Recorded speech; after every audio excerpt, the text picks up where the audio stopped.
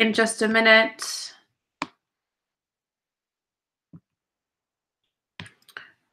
Just getting my screen set up, and then we will get started.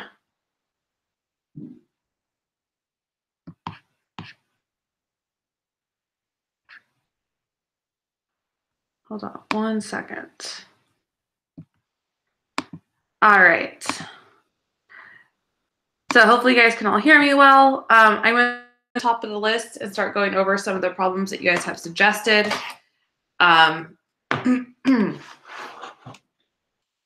So let's make sure everything is working. Got my pin charge this time. Okay. So we're going to start with Ethan's question. He wanted me to go over number 3 on homework number 9.4. Okay. Number 3 on 9.4.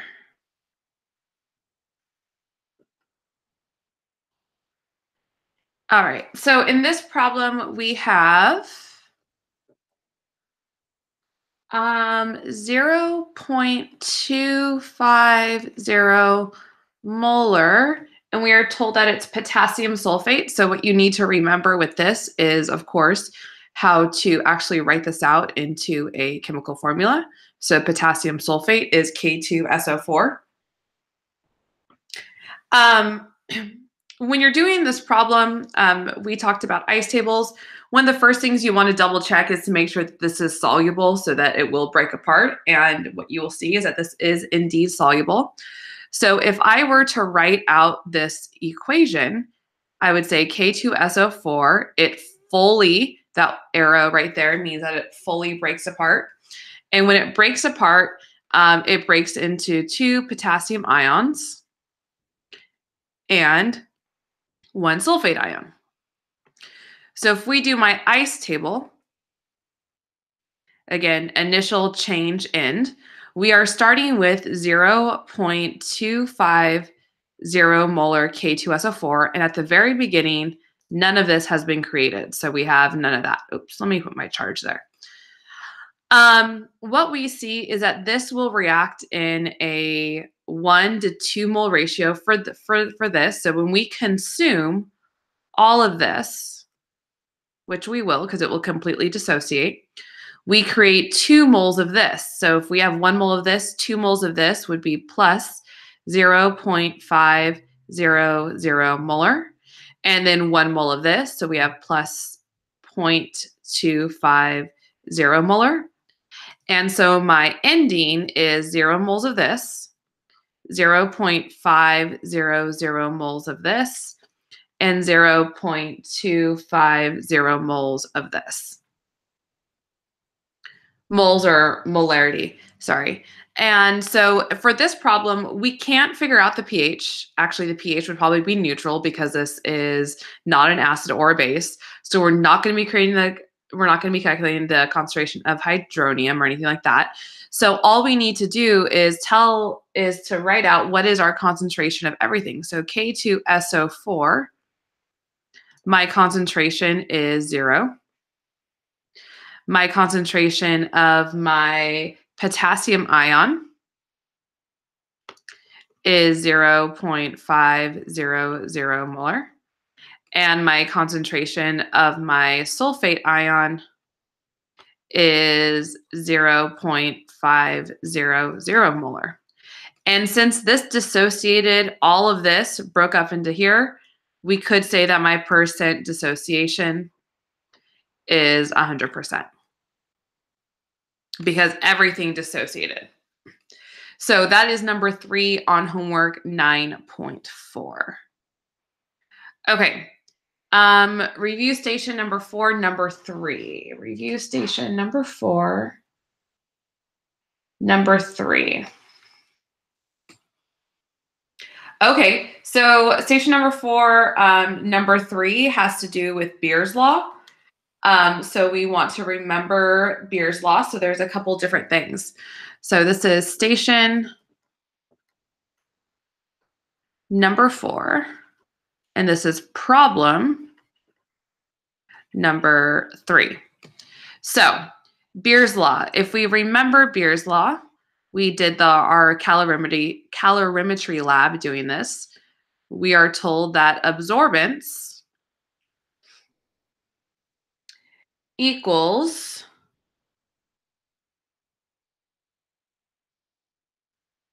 sorry, I'm distracted by something.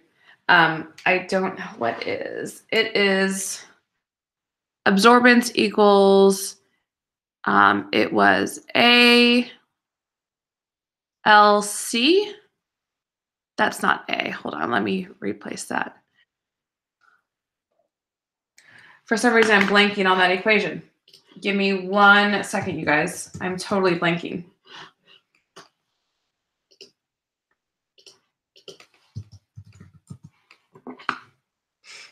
Epsilon, that's what I'm thinking of. Epsilon LC. So epsilon is our is what is called our it's our absorbance coefficient, and so that will refer to any substance in any concentration, or one substance in any concentration. So if we found this out for, say, copper chloride, we could use that for any solution of copper chloride. L represents the length of our cuvette, which is usually in centimeters, and C represents the concentration of our solution, which is in molarity, and then absorbance has no units, and this is what we get from our computer or from our reading when we did that lab. So we are told some information. We said, what is the absorbance of, oh, okay, not what is the absorbance. So we're told some information. We are told that we have a 0.450 molar solution of copper 2 chloride. And we are told that, so this is the concentration, and we are told that the absorbance, capital A, is 0.680.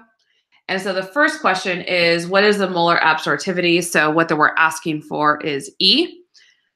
And we are told that the cuvette length is 1 centimeter. And 1 centimeter is kind of a normal cuvette length. That's usually what most things are.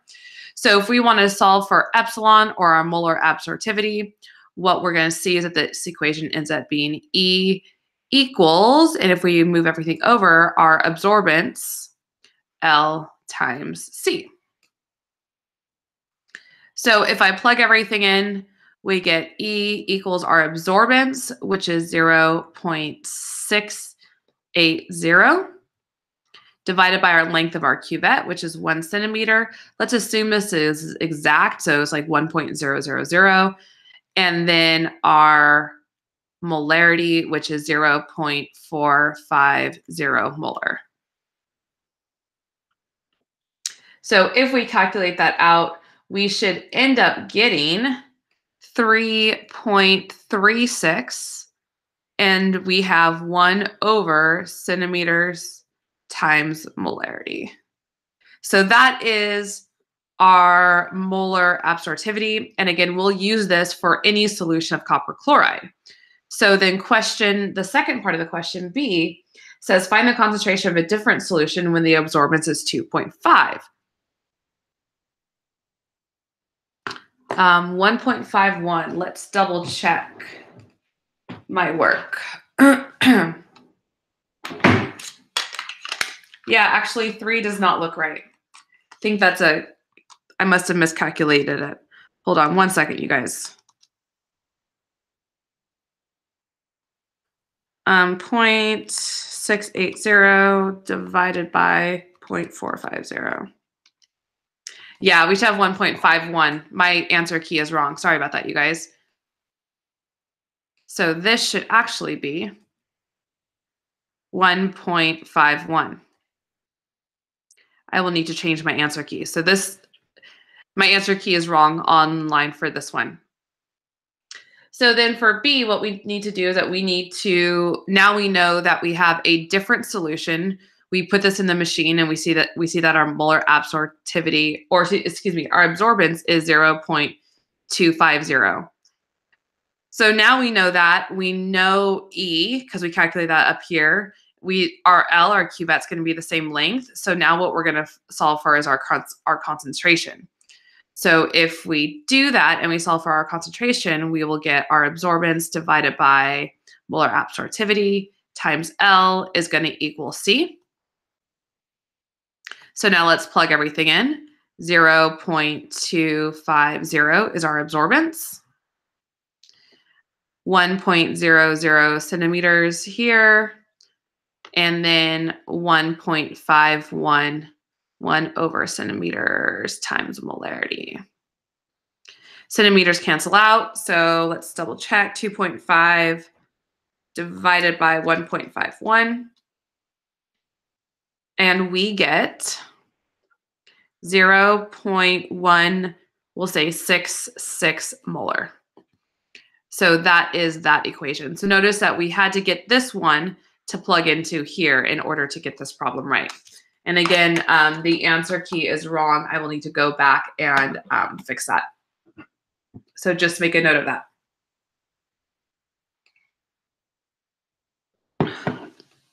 All right, and station number 9, where it says where to check all that would dissolve well in water.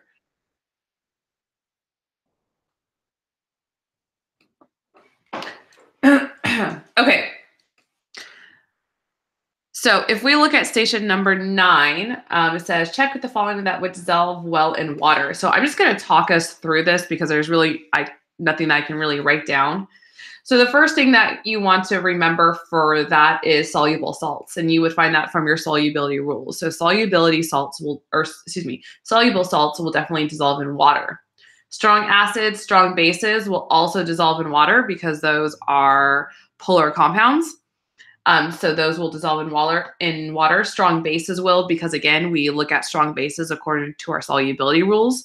So those will dissolve in water. Polar covalent solutes will dissolve in water because polar is a covalent compound. So it will dissolve other covalent compounds. And weak acids will also dissolve in water. Insoluble salts will not dissolve in water because according to our solubility rules, they don't dissolve in water. Weak bases won't dissolve in water because, again, according to our solubility rule, weak bases don't dissolve. They're insoluble. And then nonpolar covalent solutes will also not dissolve because you can't dissolve a nonpolar solute in a polar solvent. So we need to make sure that we differentiate between that. All right. So let's talk a little bit about amphoteric substances. Amphoteric. So an amphoteric substance is something that can act as an acid and a base.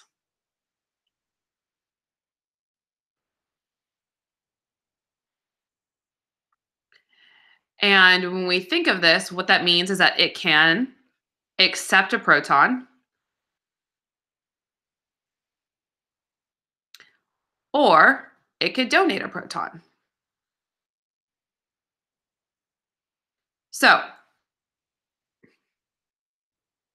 on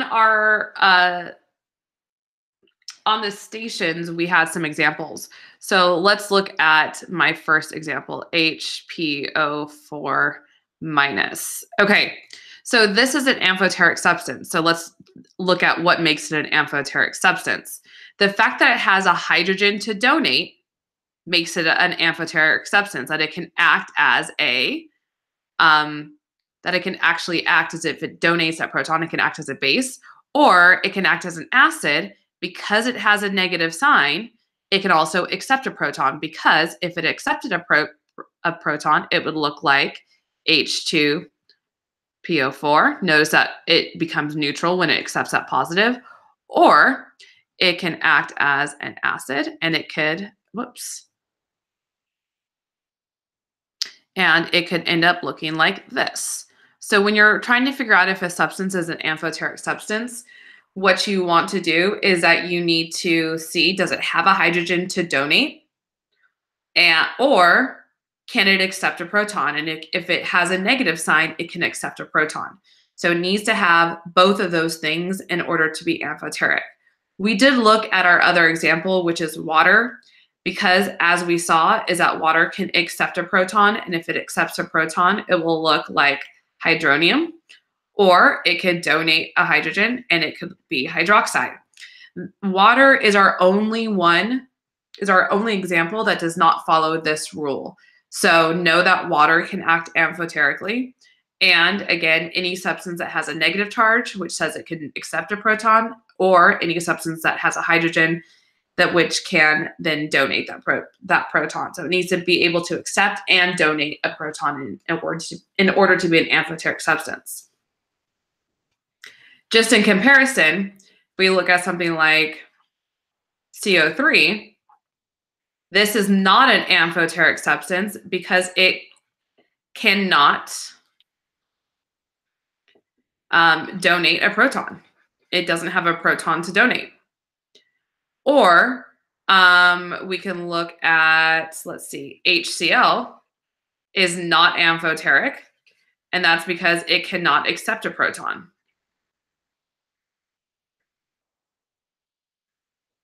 So again, it needs to have both of those. All right. Finding the concentration of H plus and OH given a pH and a POH. Okay, so we need to remember a couple different equations. So if we are given the pH, we can actually, hold on one second. Let me go backwards. If we want to figure out the concentration of the hydrogen ion or the proton, we can get 10 to the negative pH would be our equation. So we would take whatever the pH is, and we would have 10 to the negative pH. If we had pH, we can then calculate the POH by using this equation, pH plus POH equals 14. And from there, we can then figure out the concentration of the hydroxide ion by saying 10 to the negative POH. You could avoid this step if you wanted to, and you can also do this equation, H plus times the concentration of hydroxide equals 1.0 times 10 to the negative 14, which is our kW. I like doing this. I don't like having to deal with this for some reason. I just think that this is easier. So let's look at a quick example using this. So let's say that we were told that we have a pH of I don't know, 3.20. Okay, so this is our pH. So we want to figure out the concentration of the H plus. So we are going to take our pH. We're going to say the concentration of our H plus is going to be 10 to the negative 3.20. And let me grab my calculator.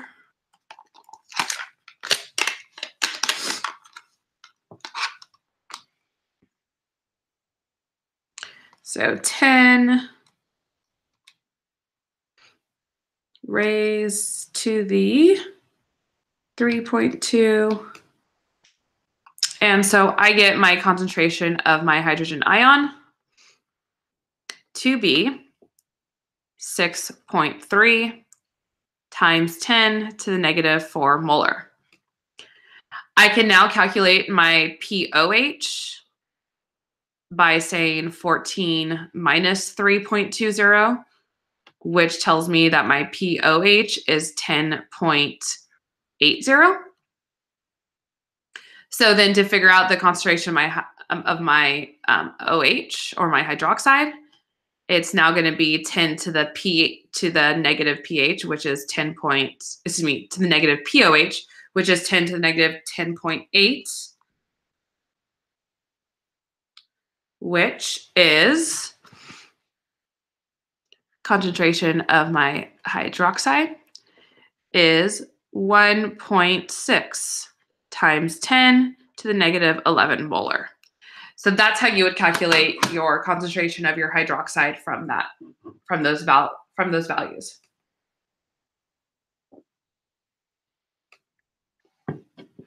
Okay, can you go over conjugate acid-base pairs? Yes, let's look over conjugate acid-base pairs.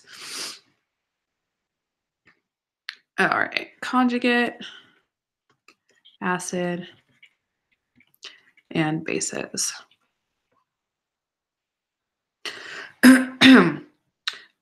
First, let's look at kind of a basic equation and identify our acid and our bases and our conjugate acids and bases. So let's say that we have HCl and it reacts with H2O.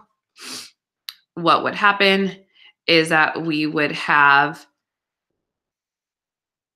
this is our acid, it's going to donate a proton and we're going to become hydronium.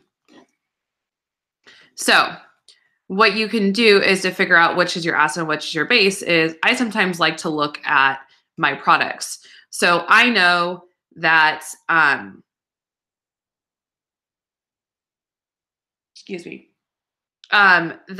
an acid will donate a proton. So here is what this looks like once it donated a proton, which tells me that this is my acid, which means that this is my conjugate base. We call it a conjugate base because once it loses a proton, it can act as a base and it can gain a proton. If this is my acid, this must be my base, which must make this my conjugate acid because now this can donate a proton. Now, if you are given a problem like HPO4 negative, and you are asked to write out what is your conjugate base and what is your conjugate acid, note that this is amphoteric, so it can both donate and accept a proton, so it will have a conjugate acid and a conjugate base. What you want to think about is for the conjugate base is what will this look like when it loses a proton? So when it loses a proton, not only does it become just PO4, but it loses something that's positive, so this negative is going to get larger, so it's going to be a -2. A conjugate acid is what this looks like by definition when it gains a proton. So now this is going to be H2, and this is going to be PO4.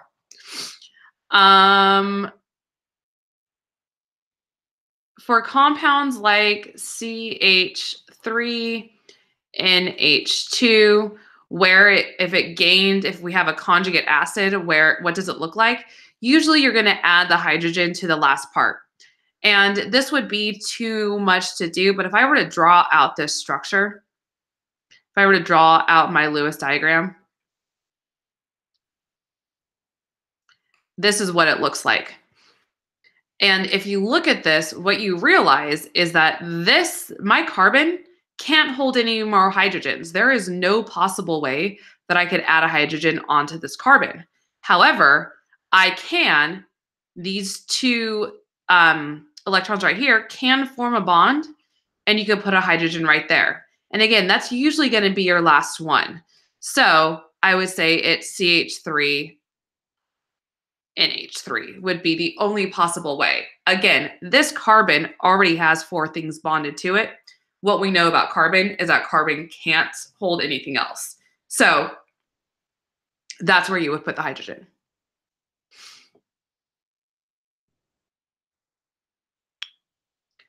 Acid-base dissociation constants and the solubility product constants that was talked about in the video. You don't need to know about the solubility product constant. We're not going to talk about that. You do need to know about just the acid constant, so the Ka. So for that, Mia, just make sure that you are looking at the homework problem. So don't worry too much about things that were in the video if you didn't have homework on them. So if we looked at, let me bring up just a quick problem really fast. Let's say that we had boric acid and we had H3BO3. This is a weak acid. So we would get H plus plus H2BO2 with a minus charge. And your Ka constant tells us how much does this actually break up. So for this acid, products, how much products will we form, how much will remain as our overall molecule. So when you are doing this, you always want to take it's kind of like a ratio or a comparison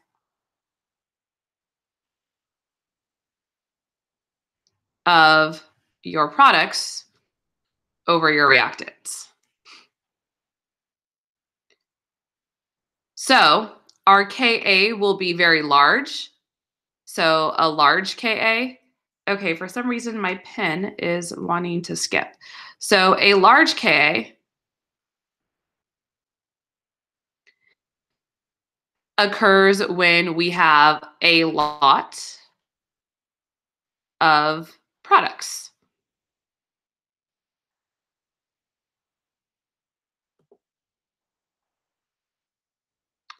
And we will have a lot of products when this becomes a stronger acid. We will have a smaller Ka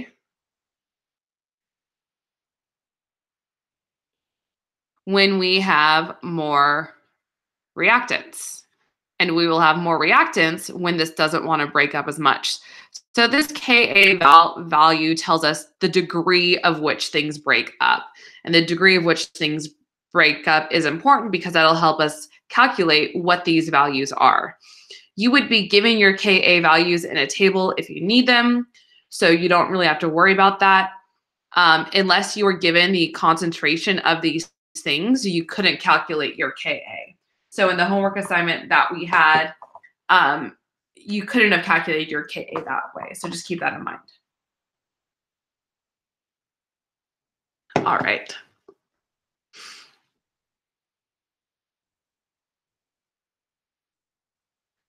Questions 1 and 2 on the quiz. How do you know if the solution is saturated based off the solubility curve? All right.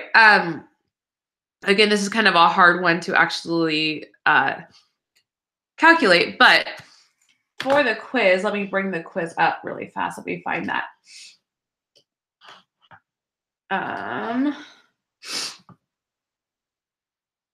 That was in the first section.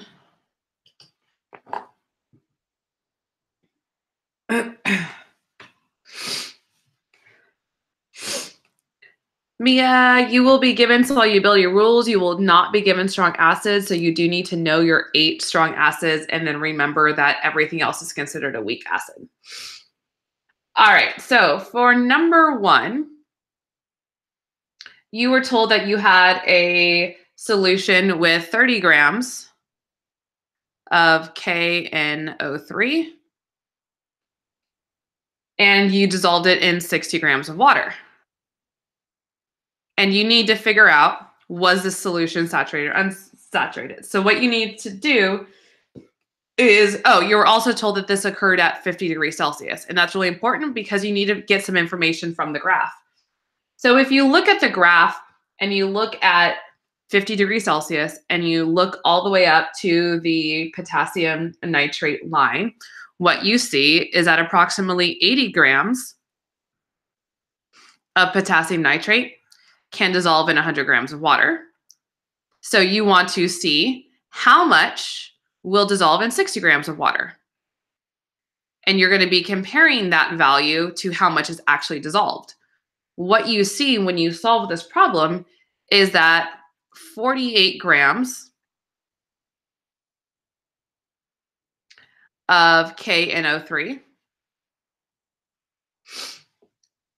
can dissolve in 60 grams of water. Well, we only have 30 grams that are dissolved. So therefore, this solution is unsaturated because it can actually dissolve approximately 18 more grams of potassium nitrate.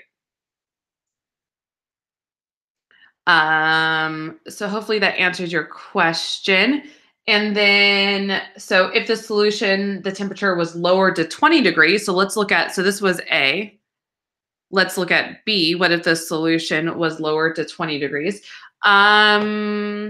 Sarah, did you want me to do 1 and 2 on the quiz, like A and B, or do you want me to do number 2, dissolving substances too? Let me know. I will do problem B as well. So problem B says, describe the solution if the temperature is lower to 20 degrees. Okay, so now we need to do the same thing. We need to look at our graph and we need to say, okay, what if it's 20 degrees? How much potassium nitrate can dissolve? So in 100 grams of water, we can dissolve 32 grams of potassium nitrate at 20 degrees Celsius, so 32 over 100 grams. So we want to know how much can dissolve at 60 grams. And what we see is that that is approximately 19.2 grams. Well, if we have 30 grams, that means that that not all of my 30 grams will dissolve. So if we lower the temperature to 30 grams, or to 20 degrees Celsius, we have 30 grams minus 19.2 grams.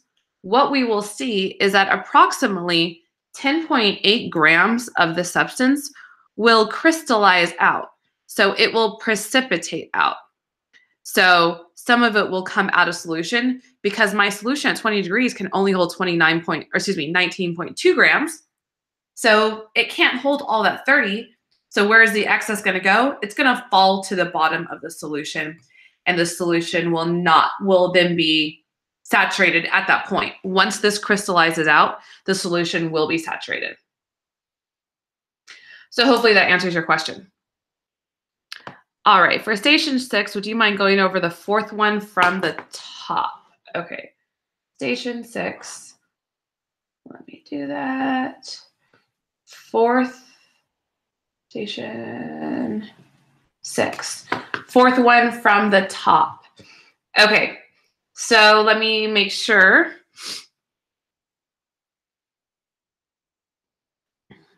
Yeah, I can do some examples. Okay, let's look at, so this is station number 6, 4th one from the top. We are given that our pOH is 2.5, and we want to calculate everything else. Based off of this pH, the fact that, our pOH, we know that this is basic. So just a reminder about pH and pOH. So let's say that I'm looking at, ooh, that's a really bad straight line. That is not straight. All right, let's try this again. Actually, I have a line tool. Let's use my line tool. That's not a good line tool. Hold on. Is it going to let me? Oh, no, it's not going to. Okay, let's just try to do this a little bit smoother. Okay, so let's say that this is a pH scale. Over here is 0. Over here is 14. This right here is 7. Everything over here is acidic. Everything over here is basic. What this means over here is that we have a high concentration of protons. We have a low concentration of our proton. If we were to compare this to our, that's not straight, but that's okay, our pOH scale, 0, 14. What we see with this is that this is basic, this is acidic. Right in the middle, don't forget 7. 7 is neutral, no matter what one you're looking at. So this is neutral. So what does that mean? Over here, this means that we have a high concentration of hydroxide. And over here, we have a low concentration of hydroxide. So notice that our pH scales are equal and opposite. So again, if we have a pOH of 2.5, we have a basic solution. All right, going back to my problem. So we have a pOH that is 2.5. So this is basic. The easiest thing to find next is your pH. And that's going to be 14 minus 2.5. And what we get is that my pH equals 11.5.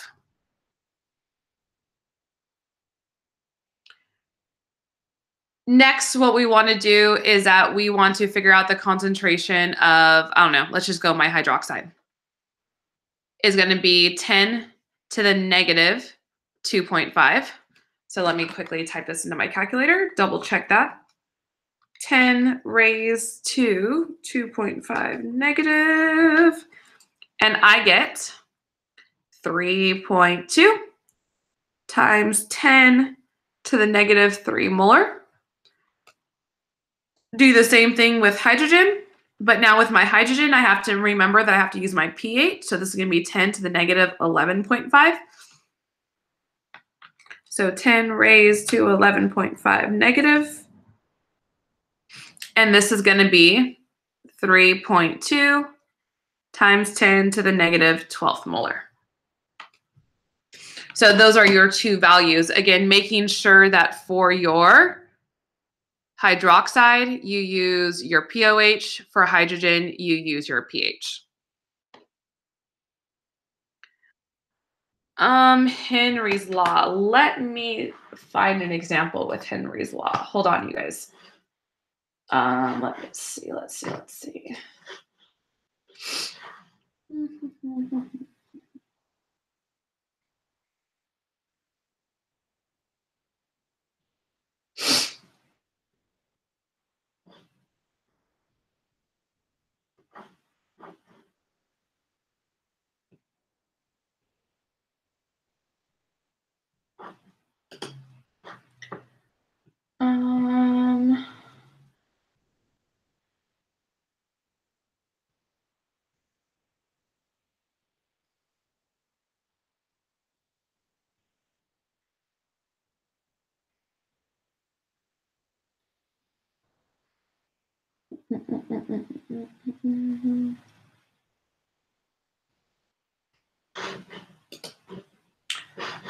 Guess we could just go over the one from our notes.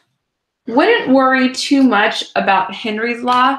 What you really want to know from Henry's law is just what it means. So Henry's law, we did do some calculations, but what you want to remember from Henry's law is Henry's law pretty much just says when you increase the temperature, you increase the concentration of your gas that can dissolve. So when you decrease, excuse me, I said that backwards. When you decrease your temperature, you can increase the amount of gas that is dissolved.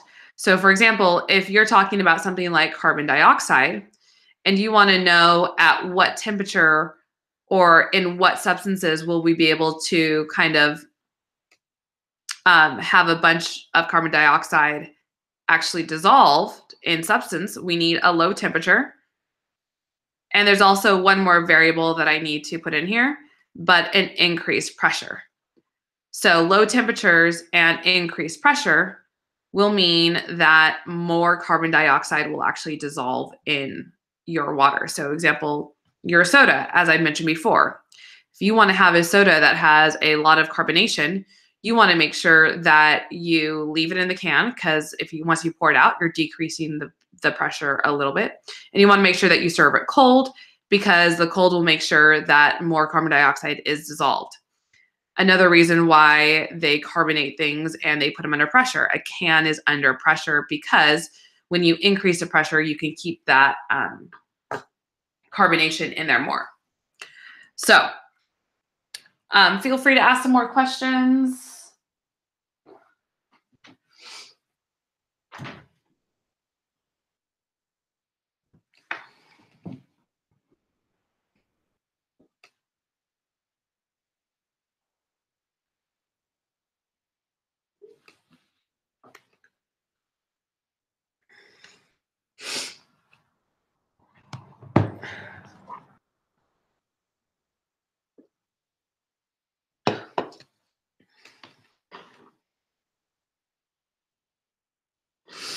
All right. Just thinking about things that you want to make sure that you know. You should definitely know what makes an acid, a base, what makes something neutral. Saturated, unsaturated solutions, being able to do those calculations with the solubility graphs. knowing what will dissolve what. You should know about indicators. I would know about those. The only indicator that you don't need to know about is cabbage, because I won't be asking about that. You will not need to know any other concentrations than molarity. Those other ones I just put on the slide so that you have an understanding of what they are, and to also know that, like, hey, there are other concentrations out there, but you do not need to know those. You do need to make sure that you can do ice tables. You do need to make sure that you can calculate your pH, your pOH, know how to tell when you have a weak acid, a strong acid, things like that. Let's see what else.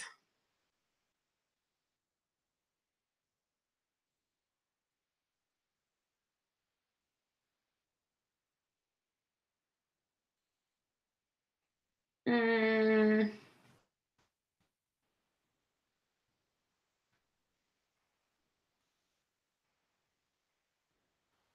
you should know some common acids and some common bases. We talked about those at the beginning of the lesson, kind of everyday ones, things like that. So make sure you guys know some of those.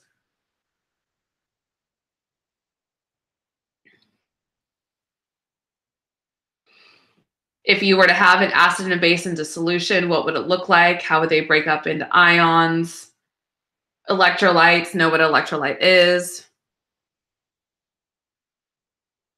An indicate, excuse me, indicator means several different things. Indicator could be a pH strip. Indicator can be like what we did in the lab, so the phenolphthalein. Indicator can also be litmus paper. Indicator could be the cabbage juice, which you guys saw on the thing. Just so you guys know, if it's acidic, cabbage juice turns purple. If it's basic, it turns blue. It's not a great indicator, but it is an indicator. So those are the indicators. An indicator is just something that usually has a color change that represents when a solution is changing from an acid to a base. I can do another solubility problem. So let's look at another solubility problem. Let me see if I can kind of find one. Let's see.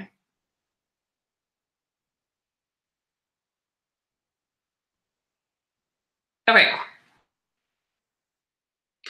Let's do another solubility problem. So here's another one with KNO3. So I am told that KNO3 at 0 degrees Celsius has a solubility of 1.33 grams KNO3 per 100 grams of water. This information you could easily get from a graph too, but the problem, I'm just going to do it this way since I'm not going to try to post the graph on here. So let's say that you had, oh, this is a good one. So let's say that you know this. Let's say that you had 3.33 grams. You will need to know Beer's law. I would definitely know how to do those calculations, especially since we did a whole lab about it. Let's say that we have 3.3 grams of KNO3, and we want to know how much water are we going to need to dissolve this?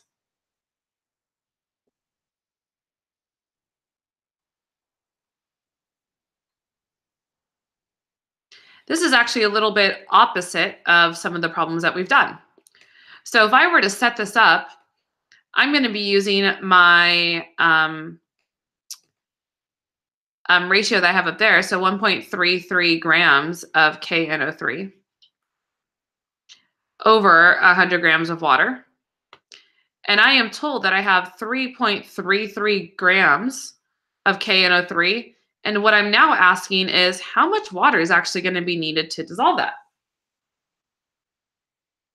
So this is going to be a little bit opposite. What we're going to see is that we're going to have, if I were to cross multiply, I'm going to have 1.33 grams times X is going to equal, well, 100 times 3.3 is going to be 333 grams of KNO3.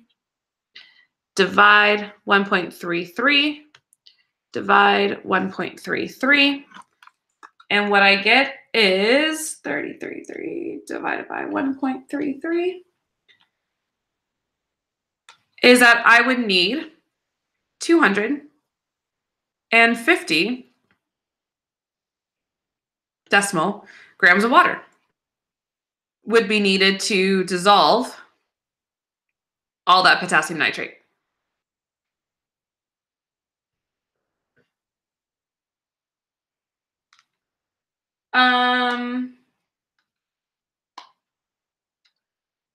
So hopefully that kind of helps answer that question. At this point, this solution would be saturated because we have as much as it can hold. But a little bit backwards, but still the same idea, using this information to set up this inequal or this kind of equal ratios. So this is not dimensional analysis where you're cross-canceling common, we're canceling out things from the top and on the bottom. Dimensional analysis, grams of NO3 over grams of water is equal to grams of NO3 over grams of water. So hopefully that helps.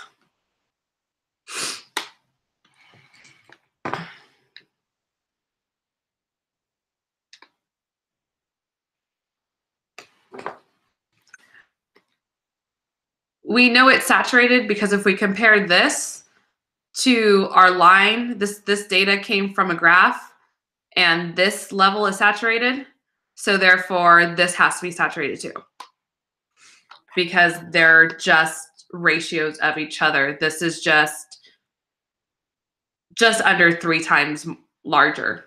So it's still saturated. This tells us the level of saturation. Remember, when you're looking at your solubility graph and say that this is our line for KNO3, everything on that line represents saturation. Everything below that line is unsaturated. Everything above, depending on how the question is either supersaturated or we're going to have crystals that fall out or precipitate that forms. So this is unsaturated. This is saturated. This can either be supersaturated, which it probably won't be, but you'll probably have crystallization.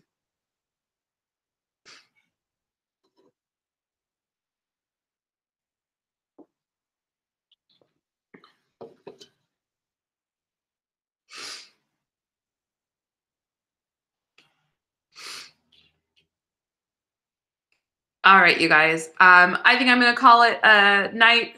I hope this helps. Answer keys are online. You guys have your review.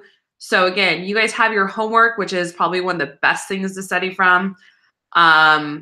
You also have the study guide online, but make sure you guys review that. You will be given your solubility rules. You will not be given strong acids. So you need to know your strong acids, and then everything else is a weak acid. So make sure you guys know those. Other than that, good luck. I will be in class tomorrow morning, nice and early. So feel free to come by with last minute questions during tutorial tomorrow. Get some rest, have a good breakfast, and I will see you guys tomorrow.